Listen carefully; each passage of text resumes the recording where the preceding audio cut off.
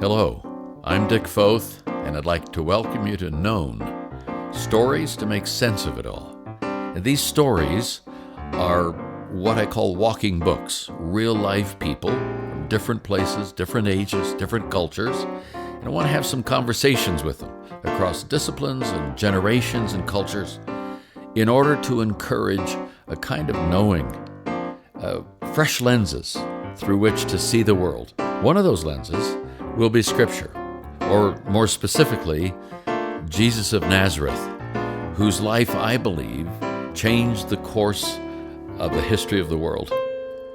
So, thanks for listening in. Great to have you with us.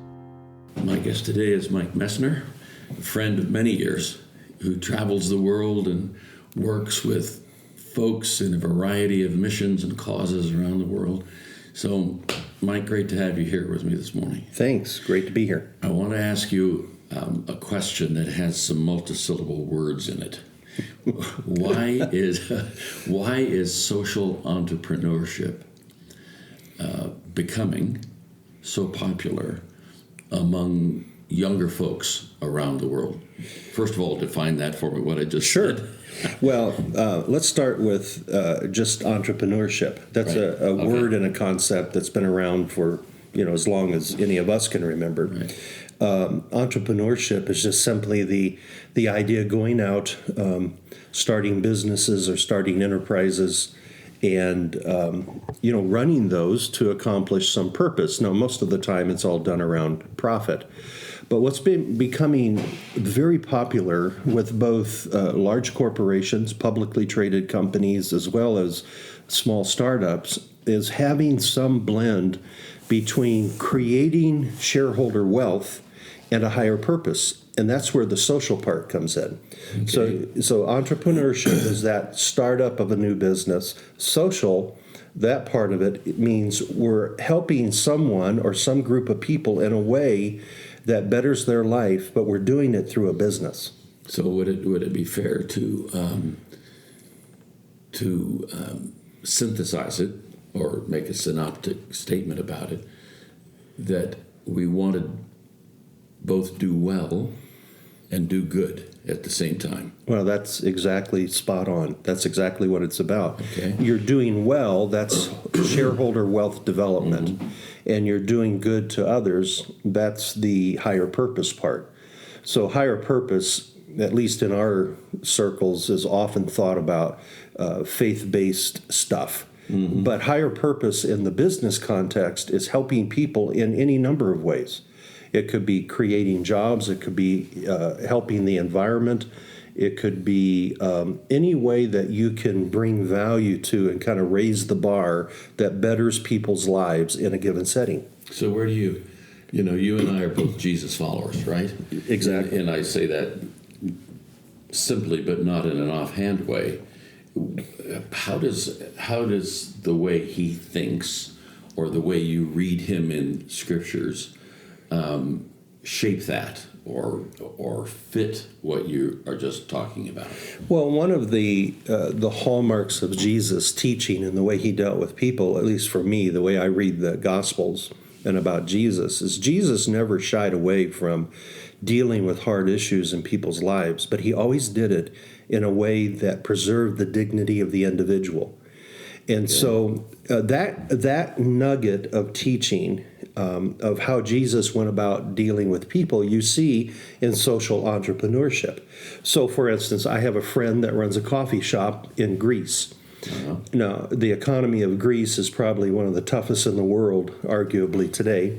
Mm-hmm. And so what you find in small businesses, small and medium enterprises, SEMs, is that you'll have people that... Say that again. SMEs, excuse me. SME is a small, medium enterprise. Okay. So most of the economies of the world, in fact, I would say all the economies of the world, are driven not by the multinational corporations, but they're driven by the mom and pop small companies, right. Small, medium enterprise. Okay. So the small and medium enterprise in Greece, you'll have employees come and they work and they don't get paid. because there's no money. You'll have vendors that will provide goods and services and won't get paid.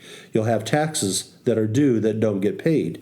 That's the norm in Greece. Wow. So when a social entrepreneur comes in and forms a company and has a value proposition like a coffee shop, so you've got money coming in, Right. you've got employees, you've got the exchange of goods and services, but they pay their employees, they operate their company in such a way that they're conservative, and they pay their vendors and they pay their taxes, and they do it following the teachings of Jesus.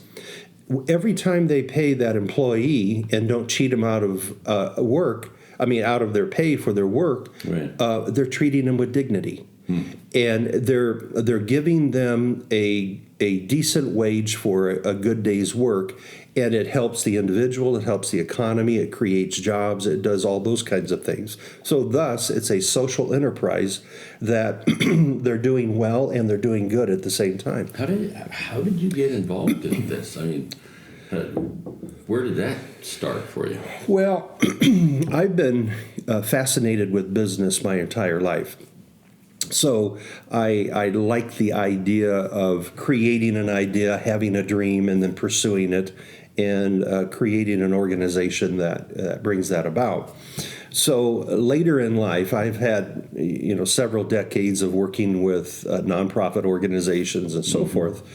I just felt like the world is changing, and I need to stay up with it. So in my mid-50s, I went back to school, went to Washington University, and got an MBA In St. Louis. in St. Louis. And the reason I did that wasn't so that I could further my career. I was too old, too far along, but I wanted Too long in the tooth, as we say. Exactly. Too many gray hairs, or too many hairs have turned loose, one or the other. So I did that not for career advancement. I did it so, number one, I could understand the language of business, and number two, I would have the tools to be able to help others, because that's been a life mission of mine. Sure. Is to come alongside visionary leaders and help them to operationalize their vision. Well, if I don't understand the language of the marketplace as much as I should or want to, and I don't have the tools, then I can only help them so much. So having gone back and gone through that process and earning an MBA and going through the academic rigors, it just invigorated me in the idea that the marketplace can be one of the most effective platforms to show people who Jesus is and the teachings of Jesus. Because when you come into the marketplace and you're competing in the marketplace, you have access to everybody. You have access to the customers, to fellow entrepreneurs, to the people that you're serving, the people you're competing with. And what better platform can you find to demonstrate how Jesus interacted with people? So let's wrap this up. Let me see if I can synthesize or capture what I hear you saying. Social entrepreneurship essentially is creating an enterprise that both does well, provides profit, and does good, provides value at the same time. And most often, or it's easiest to see this in SMEs, which are small to medium Enterprises. enterprises, Small, medium enterprises. mom and pop operations, Right. things that many of us have been involved in or might be involved in. As we see driving through any town in America, any town around the world, you see this. Entrepreneurship is something a lot of folks talk about, and a lot of folks try and fail. So getting to the how is big. Let's see what Mike has to say about that. We talked about social entrepreneurship. Yes. Which, in a phrase, is creating an enterprise that both does well on the one hand, i.e. makes a profit, and does good on the other hand, that is, adds value to somebody's life out there. Right. So we talked about the why of that, and we talked about the what of it, but let's talk a little bit about the how. So where do we, how if I wanted to do this, if I wanted to create a small to medium enterprise. Mm-hmm. Yeah, and I assume the small is tilted toward the medium, that I don't want to stay small. Yeah. I want to grow it. How do we go there and talk to me about what does the bottom line of that look like? Sure. Well, let's start at that point, talking about the bottom line, because in social entrepreneurship, there are multiple bottom lines. So you reference one. One is profit. That's the most obvious. Right. If you have a sustainable business, you have to have profit. The old adage goes: if you don't have profit, you don't have tomorrow. If you don't have cash, you don't have today. Okay. So you got to be generating cash, and you have to ultimately be generating profit from the business. So that's let's call that the economic bottom line. Then there's the social bottom line. That bottom line is the value proposition, and that's just a simple little phrase that says, I have this idea, that's the proposition, that is of value. That's what helps other people. So you create a value proposition by looking around. Most great ideas on products and services, great companies, are built because somebody has a need, or they have a job that needs to get done, right. And they have an idea. Hey, this value proposition right. would help meet that need. So would the original value proposition for, say, Tom's Shoes, which has become internationally famous, where I buy a pair of shoes here, and Tom's gives a pair to someone in a developing nation that needs shoes. Yeah. Would that be your value proposition? Yeah, I can think immediately of three different types of value propositions there. Number one, you have the value proposition that you offer to the customer that buys the shoes. Okay. They need a new pair of shoes that are stylish for today. Right. Number two value proposition is the person that is going to receive the free pair. They have a need, and that is they need shoes. And most often, I've been in India. Sure. I've worked with a client of mine that distributed 1 million pairs of those Tom shoes. Oh, wow. And most of those go to children. Right. And so these children are out there many times literally barefoot or in old shoes or shoes that don't fit. So the value proposition for them is they get a new pair of shoes that fits while the child's growing up. Value proposition number 3 is back to the person that buys the shoes. They have a need, and this would be kind of the social part of it. They have a need to help other people, and they don't necessarily know how to do it. Uh-huh. So Tom's provides a vehicle for them to not only buy a pair of shoes, but to help somebody that's in need by doing it. So it's a great example of having layers. In this case, of value proposition. So I don't know somebody in Coimbatore, South India, and I only know that name because I grew up there as a kid in that part of the world. But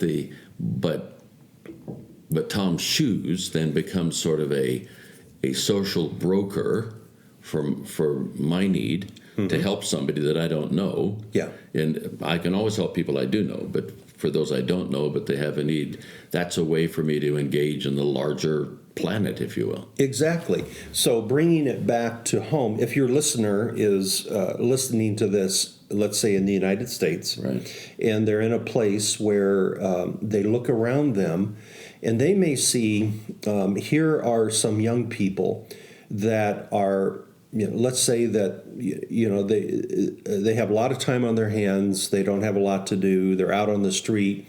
Maybe they're into mischief of one kind or another, and that person wants to help them. So they could go directly and talk to them and try to convince them, this, that, or another, and change them that way. Right. Or maybe they start a business, and that business is built around the idea of, I'm going to deliver, let's say that they start a pizza business. Right. I'm going to make the best pizza in town, and we're going to build our business on delivery. We deliver the quickest and the best of anybody in town, but I'm going to hire young people that are unemployed on the street.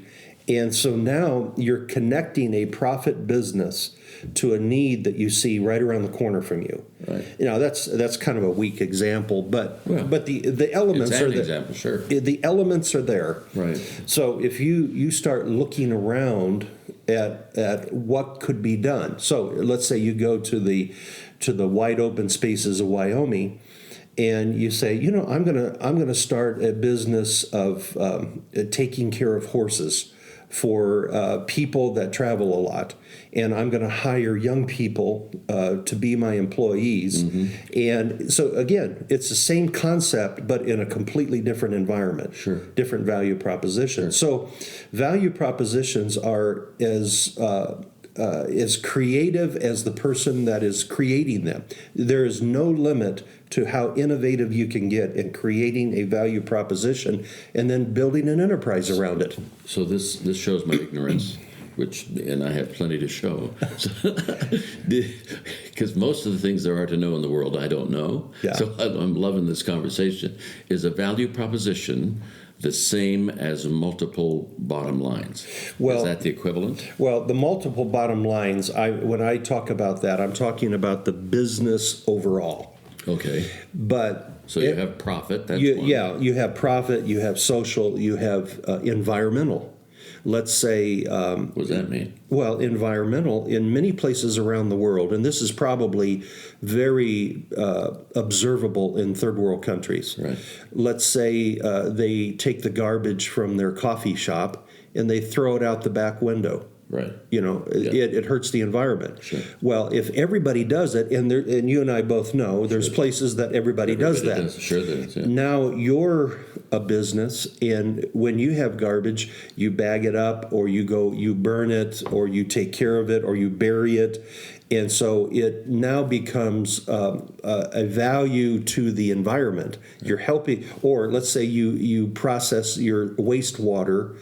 And rather than dumping sewage out in the street, you put in a water processing element of your business, and you help the environment. And there are people that are very motivated to do that kind of stuff. So again, these are very simple examples, but you have multiple bottom lines there. So that is about the company itself. Every company that has a product or a service has to have a value proposition that attracts customers to come. So a cake company, their value proposition might be good cake and a great environment. Starbucks, the value proposition of Starbucks is beyond coffee. It's when you go in there, it's a social environment. Sure. You go and you sit, and you interact with people. So those are related, but those are two different ideas. Back to the multiple bottom line.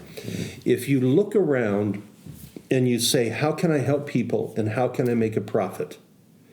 Then think about what you can do to create profit, create a business that has something of value you're offering to a customer. Sure. And you get them to pay you money for it. Sure.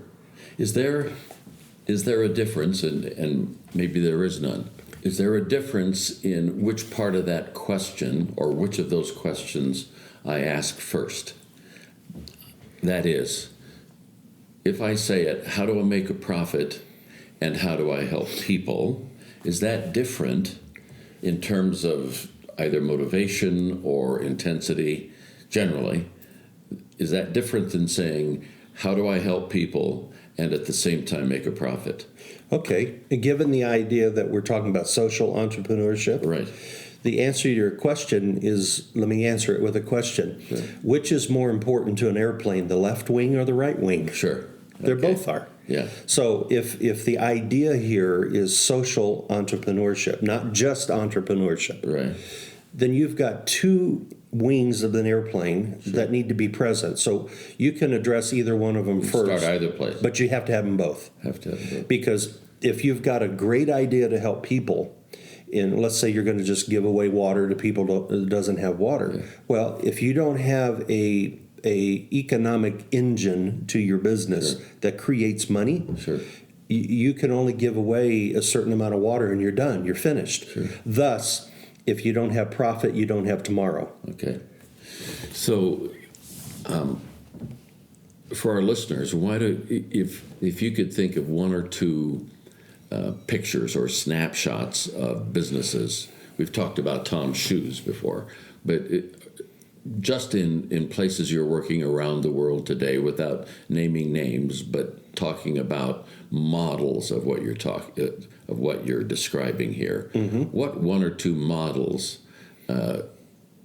come to mind? You talked about a coffee shop in Greece. Mm-hmm. Do you have one or two others? Sure.